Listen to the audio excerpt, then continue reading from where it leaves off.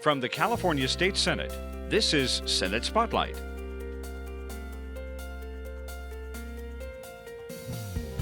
Well, hello everyone, and welcome to this edition of Senate Spotlight, where we discuss legislative priorities and policy and other related issues with members of the California State Senate. From the state capitol here in Sacramento, I'm Brian Green, and joining us this time around is State Senator Tony Mendoza from the 32nd Senate District in Southern California from Artesia. He is also the chair of the Senate Labor and Industrial Relations Committee. Welcome to Senate Spotlight. Thank you, Brian. Good to be with you. Glad to have you. You are now, just going into the third month of 2016 legislatively, moving through this year to this last part of the 2015-2016 legislative session. How are things going legislatively, policy-wise? How are you doing? No, it's been good, actually. We've gotten a lot of feedback over the break in the interim, talking to different community interests and trying to figure out what legislation we would carry. And, you know, it's been a great off-season. But now that we're back in session and we're getting our legislation through the process, it's been actually interesting. It's a lot busier than I thought it would be. You know, really? Yeah, I thought this time would be a little bit slower, but it's actually been pretty good. Well, you dispensed with 2015 legislation in terms of getting it out of the House, and now you're dealing with new bills, which we'll talk about here in a few minutes. So, you started your career as a school teacher. You were an elementary school teacher for 10 years, which qualifies you for sainthood, if nothing else. But that was before you became a lawmaker. That's not an entirely unusual career arc, but what lit the fire in you? What prompted the leap from the classroom to local government, to the council chamber, to the assembly chamber, to the Senate chamber? What lit the fire?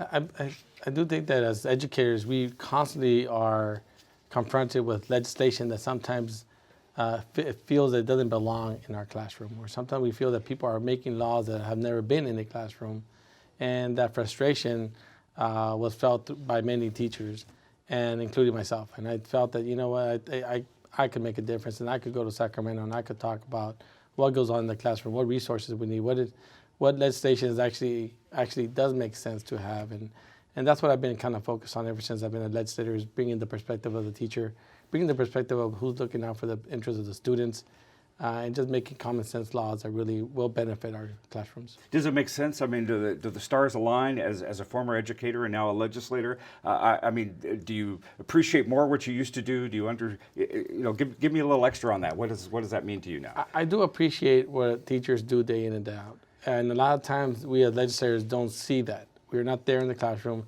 When that classroom door closes, the person in charge of educating those kids are that person in the front, which is the teacher. And sometimes we really neglect that and neglect that perspective. And I do think that now that I'm here, creating those relationships with my colleagues, educating them on what actually does happen, it has a challenge at times, but for the most part, I think they respect that and they accept it, and I've had a good response. Your 32nd Senate District, Artesia, Bellflower, Buena Park, Downey, Lakewood. I actually lived there when I was a kid for a couple of years, so I know it well. Yeah. It's one of the most diverse, multicultural legislative districts in California, where a lot of the challenges and opportunities the state faces as a whole can truly be felt in that particular district. Everything from the budget issues to education to healthcare to environment. Has the 32nd Senate District been able to sort of take advantage or even have equal access to the economic recovery that we've seen, the new opportunities that are coming out as a result of it? You're right, Brian. This district is very diverse. Not only when you're looking at it from an ethnic perspective or a cultural perspective, but also from an economic perspective. We have very working class communities to very affluent communities. We have a large Latino population, but we also have a large Armenian, Indo-American, Korean, Chinese, Filipino communities.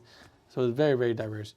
And when we're talking about the budget, some of those communities, their true number one priority is public education. They really want the best schools for their kids. Now, alongside that comes public safety, ensuring that our communities are safe. So those kind of resources are always at the forefront of what our constituents or my constituents want to make sure that I take care of for them in Sacramento. Well, speaking of taking care of them in Sacramento, your legislative priorities, as you say, touch on so many issues that affect not just your district, but the entire state of California. Education, health and safety of children, environment, ethics and government. For example, you have authored legislation this year that goes after corruption in local government and the conflicts of interest and the financial cronyism, I guess, at a local level. And in this case, the concerns where a local official is benefiting from something not only for them, but something that their family is part of, sort of a familial cronyism. Tell us about SB 1011. Well, SB 1011 is basically a bill that says that if you're a lawmaker and a family member comes before you and they have a contract that your body is going to be voting on, that contract is going to benefit that family member. I'm talking about a sibling, I'm talking about a child, I'm talking about a parent. Anybody who has a really close relationship to that legislator or the lawmaker, because it could be a local city council or school board, then you should abstain and not vote on it and let your colleagues vote on it, but you shouldn't, because obviously that is a personal family member that you know. And this is what they call remote interest versus self-interest, right? Exactly. Right. Exactly, because it's someone that you know. And current law does not cover this?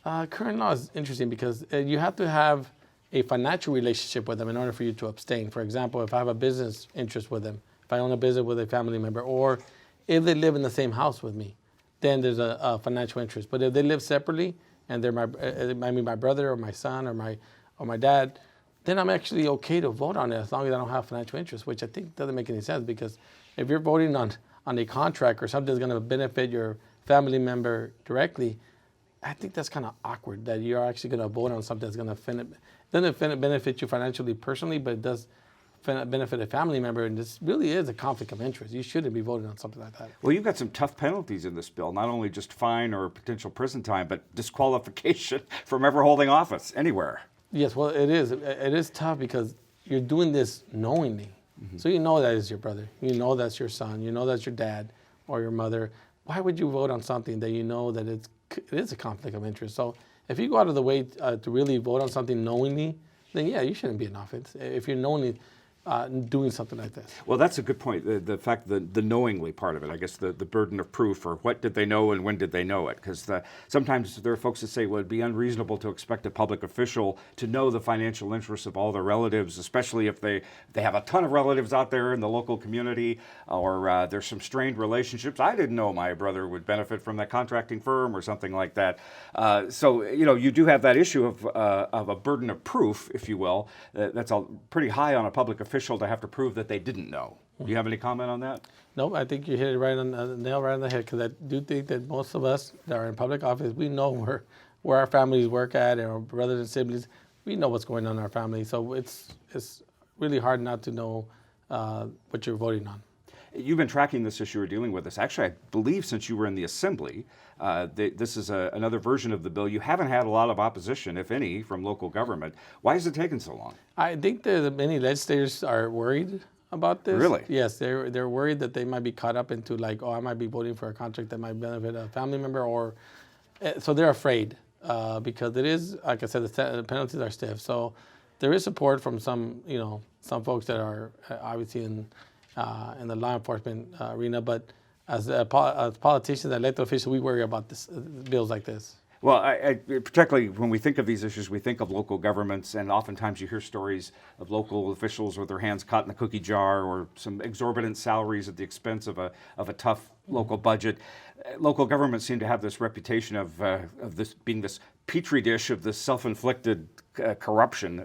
Is that the exception or is that the rule? I mean, I don't want to broad brush local government officials. So. I think it's just an exception. I think just a few people that just get into politics for the wrong reasons are looking out for their own interest, unfortunately, instead of the interest of the people they represent. Many cases that have been brought forth as far as these type of conflict of interest are people who, they know that their brother owns that trash company or works for that trash company, so they're going to give that trash company the contract for the city's hauling contract. So then, again, they knowingly do this. Current law allows them to, as long as they don't have a financial relationship, but I do think it does look kind of strange for family members to benefit. And I guess so. Your challenge again this year is to take the fear out of your legislative colleagues and help them do the right thing. That is correct. Okay. Another bill of yours, child safety legislation. I know was prompted by a tragedy in your district where a special needs student was left on a school bus during a heat wave. So tell us about a new bus safety bill, child safety bill that you have for 2016, 1072. Tell us about That unfortunately, that bill was based on a tragedy that occurred in my district. It was the last day of session too last year, and the bus driver failed to follow their own protocol, which is to go to the back rear of the bus to make sure the bus was empty. That's part of their protocol. They failed to do that. This bill was initiated by many of the family members, actually residents in the district said we should do something. And they figured out and they sought, they did some research, and there's technology now that you could actually put in the back of a bus that will require that bus driver to go to the back after the end of their route or their shift. They would go to the back of the bus, turn off the device, and then they would exit the bus and leave. By requiring them to walk to the back of the bus, it hopefully will trigger that they have to look at the back seats to make sure that they are empty, to make sure they don't leave any child behind. And there's already the technology is there. Some school districts already use it. All we're saying with this bill that we're going to mandate it for any kind of bus that transports children. And on top of that, we're also going to be adding language that every year when these bus drivers renew their permits or their licenses, they would actually have a training that will tell them to do just that. And in addition, the DMV will be notified when a driver does leave a child behind in the bus, and that might lead to grounds of taking away their license. Is there an expense on retrofitting or installing? You say a lot of districts already do this. Is that going to be any hassle for the districts? And I know you're still early out on this bill, but do you anticipate any concerns from districts or even unions in supporting this? Not yet, and I think as far as the cost is concerned, we've actually done a little bit of research. Each device will cost approximately $125, maybe $150 per device. It's not that expensive. It's absorbable. We do feel it is, and I think many of the companies will, as they buy new buses, they will obviously include them already in the cost, and it should be absorbable. In one of your press releases, the quote there was, "The bill's goal is to eliminate the number of students left behind on school buses at the end of a route." Is this a frequent problem? I mean, we hear about traffic accidents or fights or drugs on the bus or other kinds of safety issues, or even sometimes students getting left at the bus stop or left at school. But is this a real problem? Yeah, it has happened before, and the great thing is that nobody has gotten hurt by when they have been left behind. But obviously, in this case, it did. Someone did die, and unfortunately, and it was a student with special needs, and I think that makes the issue even more touching for many families who have students special needs that you send on these buses, hoping that the bus driver will take care of them, as they are students who need a lot of special services and attention. All right. Government ethics, child safety, other issues here. A victory actually for the environment and for jobs in your district, in great part thanks to your persistence. The LA County Metro Transit Authority has just recently approved $18 million in funding from Measure R from back in 2008 for the Echo Rapid Transit line. Tell us about this line and what opportunities it means for Southern California, and in particular your district. Well, this is a great transportation victory here for my district in Southern California. This line will actually connect to the main system, the main metro system in LA County, and bring the line towards not only to my end of the district, well, it will also be connecting into Orange County and go to Disneyland and maybe John Wayne Airport. Wow, this is like 40, 50 miles, isn't it? Right, it's going to be, it's actually about 22 miles, but if you were on freeway, it would probably be 40 miles. But it's such a direct shot, it's only like 20. Yeah. So it's going to be great. It's going to cut through many communities, and these are communities that are very densely populated.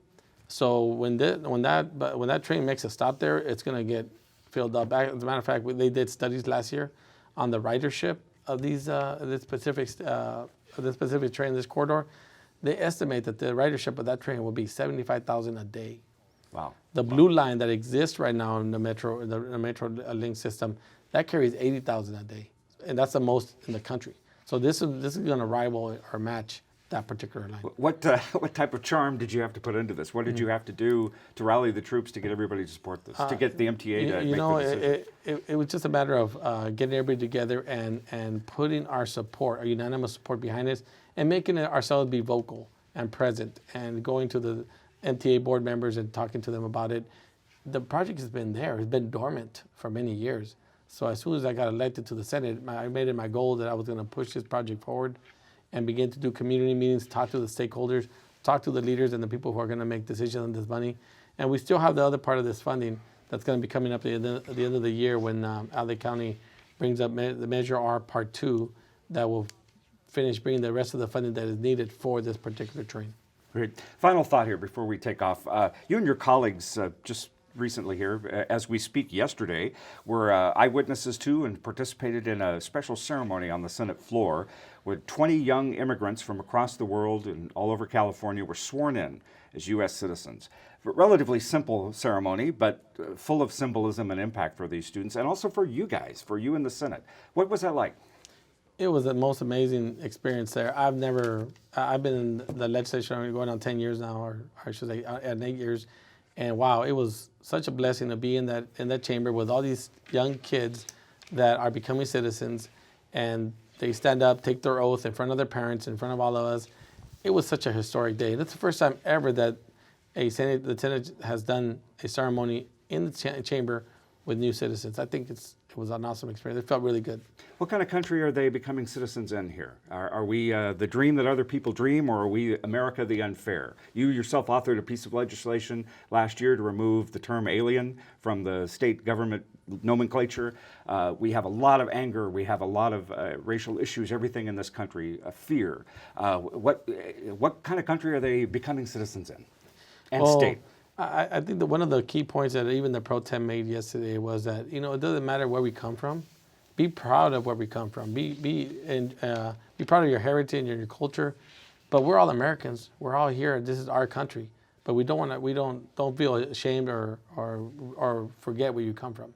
And I think that's the same message that that's the message that we wanted these children to take with them, because, we want them to be proud of their heritage and their culture. And you're right. There's a lot of politicking going on right now, bashing immigrants, and I think it's unfair, and I don't think it's the right thing to do, especially in this country that was founded on immigrants. So our state is very tolerant, our state is very understanding, and I do think that these kids will do great in our state. Right. Well, thank you for all the great work you do for the 32nd Senate District and for the state of California. And I hope this first visit to Senate Spotlight won't be your last. Oh, no, it won't. Thank you very much. Thank you, State Senator Tony Mendoza from Artesia, Chair of the Senate Labor and Industrial Relations Committee. And that is it for this edition of Senate Spotlight. And we invite you to join us next time around as we discuss important legislative issues and policies with the newsmakers and newsbreakers of the California State Senate. From the state capitol in Sacramento, I'm Brian Green. Thanks for watching. Thanks for watching Senate Spotlight.